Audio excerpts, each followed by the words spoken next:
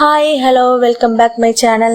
நம்ம இன்னைக்கு நம்மளோட வீடியோல 3 month post pregnancy weight loss journey day 8 பத்தி தான் பார்க்க போறோம். இன்னைக்கு உங்களோட நாள் எப்படி போச்சு?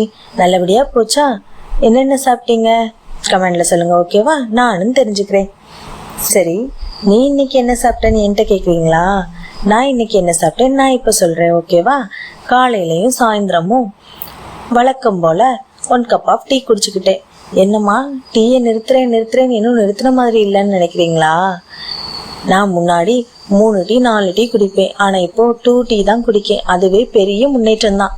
சரி, அதுக்கப்புறம் காலையில டிஃபனுக்கு என்ன சாப்பிட்டேன்னு கேக்குறீங்களா? டிஃபனுக்கு 2 ஆப்பமும் தக்காளி சட்னியும் வச்சுதான் சாப்பிட்டேன். என்ன எப்போ கேட்டாலுமே மேக்சிமம் ஆப்பம் தான் சொல்ற அப்படின்னு நினைக்கிறீங்களா?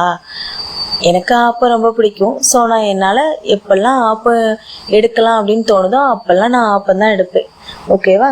அதுக்கப்புறம் 11 மணி போல் ஏதாவது ஃப்ரூட்ஸ் எடுக்கலான்னு சொல்லி பார்த்தேன். ஜங்க் ஃபுட் எடுக்காமல் ஃப்ரூட்ஸ் எடுக்கிறதுக்கு ஏதாவது இருக்கா அப்படின்னு சொல்லி பார்க்கும்போது வாழைப்பழம் நிறைய இருந்தது. ஆனால் வாழைப்பழத்தை தனியாக சாப்பிட கொஞ்சம் வருத்தமாகவும் இருந்தது.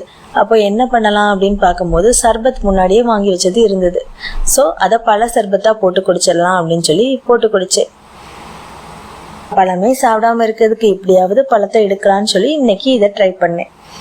அதுக்கப்புறம் மதியம் லஞ்சுக்கு சுட சுட சாதமும் பருப்பு குழம்பும் வச்சிருந்து அதுக்கு வெண்டைக்காய் கூட்டும் முருங்கைக்காய் கூட்டும் வச்சு மதியம் லஞ்சை முடிச்சுக்கிட்டேன்.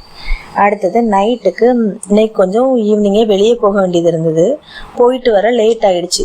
ஸோ வீட்டில் செய்கிறதுக்கு முடியலை. ஸோ அதனால் என்ன பண்ணேன்னா கடையில் போய் ஏதாவது சாப்பிட்லான்னு பார்க்கும்போது மேக்ஸிமம் ஆஃப் கடைகள் க்ளோஸ் பண்ணியிருந்தது. ஸோ என்ன பண்ணலான்னு பார்க்கும்போது கடைசியில் பரோட்டா தான் கிடச்சி. ஸோ அதனால் நான் கொத்து பரோட்டா சாப்பிட்டுக்கிட்டேன். வெயிட் லாஸ் பண்ணணும்னு நினைக்கும் போது இந்த மைதா மாவு ஐட்டம்லாம் எடுக்கக்கூடாது, கொத்து பரோட்டாலாம் எடுக்கக்கூடாது. தயவு செய்து எடுக்காதீங்க. எனக்கு வேறு வழி இல்லாமல் நான் எடுத்துக்கிட்டேன். ஸோ நீங்கள் எடுக்காதீங்க, ஓகேவா? அதுக்கப்புறம் இன்னைக்கு நான் இவ்வளோ தான் சாப்பிட்டேன். நீங்கள் என்னென்ன சாப்பிட்டீங்கன்னு சொல்லுங்கள் கமெண்டில். அதோட எக்ஸசைஸ் ஏதாவது பண்ணிங்களா?